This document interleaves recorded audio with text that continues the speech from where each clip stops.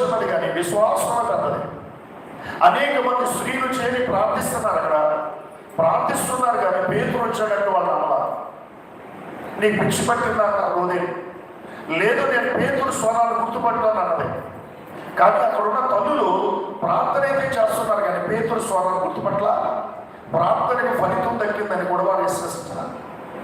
ఆమె వెంటనే చెప్తుంది, నా మాట కాదండి, మీరు తలుపు తీసి చూడండి అని. వారు తలుపు తీసినప్పుడు బయట పేతురు గారు కనబడతారు. అక్కడ రాయబడిన మాట ఏమిటంటే, వారు విభ్రాంతి నొందిన మాట రాయబడి, విభ్రాంతి నొందిని అంటే వయసులో ఆమె చిన్నది కావచ్చు కానీ విశ్వాసంలో చాలా పెద్దది. మనం ప్రార్థన చేస్తున్నాం, దేవుడు ప్రార్థన ఆలకిస్తాడే. ఇదిగో మనందరూ పేతురు విడుదల కోసం ప్రార్థన చేస్తున్నాం. పేతురు దేవుడు విడుదల ఇచ్చాడన్నది ఈనాడు ఆలోచన చేస్తే ప్రార్థన చేస్తున్నారు తల్లులు, కానీ వాళ్ళ పేతురు వచ్చారంటే నమ్మలా. గతంలో నేను జ్ఞాపకం చేశాను, వర్షాలు